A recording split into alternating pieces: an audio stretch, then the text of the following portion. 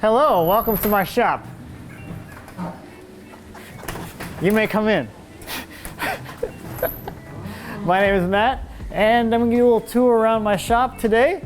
So as we come in here, let's see, this is kind of like the wood shop kind of area, where I have my table saw and outfeed table is sort of this little main area here. Coming around here, we got the router shelf, which we just built in a previous video, and my router bit cabinet here on the wall, kind of with that. And I have things kind of set up in little, I don't know, quadrants, I guess. So over here I have some of the more portable tools that can be pulled away from the wall and put away as needed. That's all around the assembly table. And we come around here, we got this is kind of like the main work area. So the workbench, the assembly table, and then my tool cabinet. So this is where a lot of the work happens. You can come around to the next quadrant, is sort of like the milling area. So I have the jointer and the planer here, and it comes back to the table saw. So that's our little quick walk around here. Take a look at some things in a little more detail here, I think. So that's sort of the woodworking kind of side of things. Over here I have more of a general purpose metalworking kind of area. So I have my Bridgeport, which I'm working on restoring. It's disassembled still, but it will eventually go kind of right here. I've left some space right in here for a metal lathe. And then closer to the door, I have the metal bandsaw for chopping up steel parts as they come in. And then my welder and plasma cutter and stuff on top of the toolbox. Toolbox is by the door because I use those tools most in the driveway to work on my machines and stuff like that. I got my big drill press, which I haven't hooked up yet, but it looks like it looks good there. So I have been in the shop for about 1.5 years now. I was previously in a 2-car garage. This is a 3-car garage. And what I did when I moved is I was really happy with the overall layout of my shop. The flow kind of through there as I was working was really good. The only downside was it was just really cramped. So when I moved into this shop, I put everything in the same space, the same kind of layout, and I didn't really modify the overall layout of the shop, but just have more breathing room, more aisle space, and just being able to walk around a little more easily is a huge benefit of having a little more space. Just that breathing room is incredibly valuable. So I've been working in this layout now for like 10 years, and I'm really, really happy with the general flow of things. It works really well for me and the stuff I make.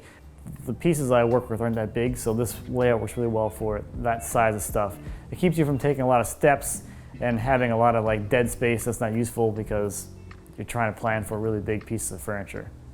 So I don't really have any intention of changing the overall layout. This shop has higher ceilings, which is super nice. My old shop had 7-foot ceilings. This is 9-foot, which gives a little more headroom, makes it feel a lot more open and roomy, and it has space for a full-size dust collector now, which is really nice. So I built a few projects in the shop. Most recently, kind of the biggest one was a serpentine chest of drawers. So if you want to check that out, that's over on my YouTube channel. And I do have plans for that as well if you want to challenge yourself and build a curvy piece of furniture, which is an interesting challenge, to say the least. This is my sawmill. It's in the driveway. It's a good spot for it because it's near the shop with all my camera equipment. It's by the power, and this is the only place on the property that has a paved area to work off of. So that's the saw. I built that 7 years ago for cutting big logs, and it's been a favorite of many people. The max capacity on this saw is 77 inches wide and about that high. I recently just put on some track extensions on here so I can go from about 12.5 feet long in cut length up to 17. I like big logs, so we got some more silver maple. This is a large silver maple. That one weighs 11,000 pounds. This one here weighs almost 7. Some more silver maple.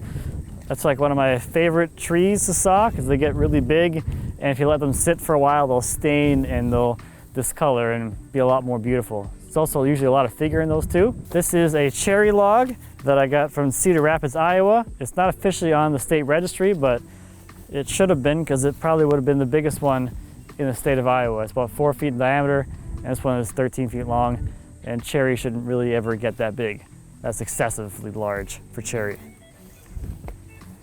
Here's another silver maple. This one's got a whole lot of figure. If you can see in here, there's some nice undulation here in the surface of the wood, so that tells me this has some wavy grain, which is some curl. And then this is my homemade trailer. I built this a few years ago. This is what I use to go pick up logs. It has a loading arch on it, which is run by the winch. This allows me to pull, really, I haven't found anything I can't pull up onto this trailer. I bring it here and saw it up. So right now my shop is in the garage, but long term I'd like to build a dedicated shop space for it and have a dedicated cover thing for the sawmill as well. So ideally, eventually that'll go back here in the back of the property. So back in here, it's got a really nice view. It's got a really nice feel. So what I'd like to do is sort of my dream shop would be a two-story shop into a hillside. So I'm thinking that this hill here will be where my dream shop will end up being. I really want to do a timber frame shop and cut all the timbers for the shop as well. So it won't be like an overnight kind of project. It'll be like a multi-year thing, but I think that'll be a really fun thing to build. So somewhere in this area into this hill is where the shop will go someday.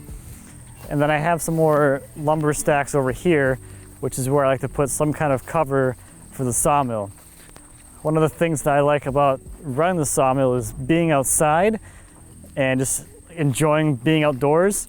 So I don't necessarily want to put it into a full-on building, but I do want to have it be able to be covered.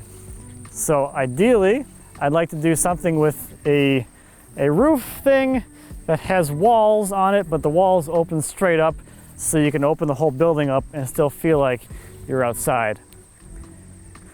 So ideally, or at least thought-wise, would be somewhere kind of in this little alcove here between the trees, kind of gets it out of the way, doesn't block the views from the shop, but also has its own really nice views looking this way across the field. And this is my telehandler, which I use for moving logs, and you can throw a bucket on it so you can move dirt and loose materials around too. So this has allowed me to be able to move whole giant logs instead of having to move them either slab by slab or dragging them around if I can't actually pick them up. So, fun machine.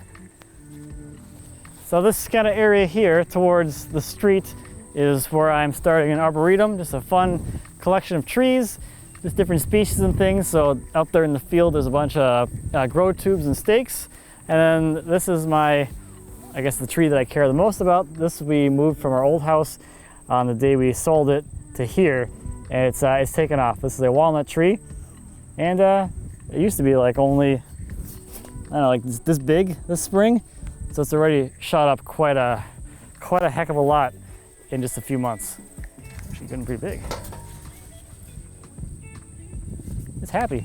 It's a happy tree. So that's my life and what's going on here. Thanks again for coming out to visit and check everything out. I'm gonna go back to work. I'll see you later.